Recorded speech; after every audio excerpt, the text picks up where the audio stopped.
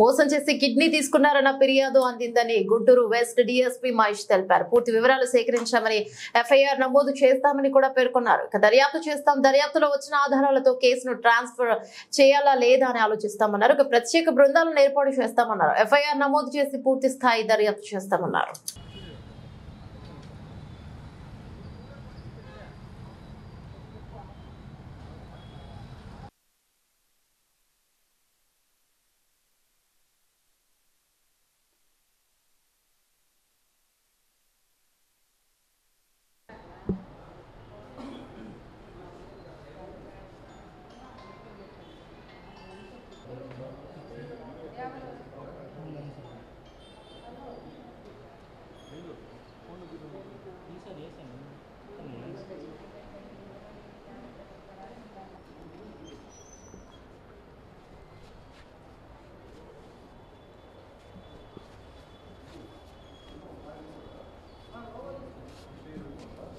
మోసం చేసి కిడ్నీ తీసుకున్నారు అనే కంప్లైంట్తో మధుబాబు అనే వ్యక్తి మనల్ని నగరంపాలెం పోలీస్ స్టేషన్ వాళ్ళని ఆశ్రయించారు.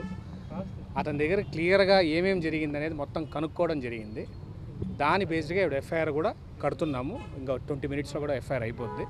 ఆఫ్టర్ దట్ ఇన్వెస్టిగేషన్ స్టార్ట్ చేస్తామండి. ఇప్పటికే ఎవరెవరు తప్పు చేశారు ఏందనేది మనం ఇప్పుడే చెప్పలేము. ఇన్వెస్టిగేషన్లో ఖచ్చితంగా తేలుతుంది. అంటే అతను స్థానికుడు కాదు అని చెప్పి కొన్ని రూమర్స్ వస్తున్నాయి. దాని మీద ఏంటి సార్? ఇక్కడ స్థానికుడేనా లేకపోతే నేను ఎక్కడి నుంచి అయినా బయట ప్రాంతం వేరే ప్రాంతాలు? అతన్ని అడుగుతుంటే అతను ఫిరంగిపురం ఇల్లు అని అంటున్నారు. That also will be sorted.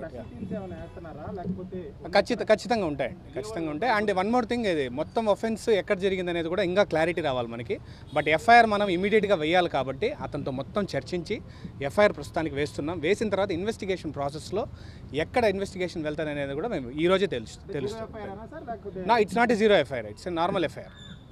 Investigation బట్టి ట్రాన్స్ఫర్ అవుతుందో లేదో చెప్తాం. అలాగా సార్, అది సైబర్ క్రైమ్ టైప్ ఫేస్బుక్లో కదా పరిచయం మొత్తం జరిగింది. సో ఎక్కడో ఇన్వెస్టిగేషన్ మనం చేయాలి కదా, ఇక్కడే స్టార్ట్ అవుతుందండి ఇన్వెస్టిగేషను. ఇన్ కేస్ బయటకు వెళ్ళాల్సి వస్తేనే వెళ్తుంది తప్ప, లేకపోతే ఇక్కడే జరుగుతుంది. It will be decided based on investigation.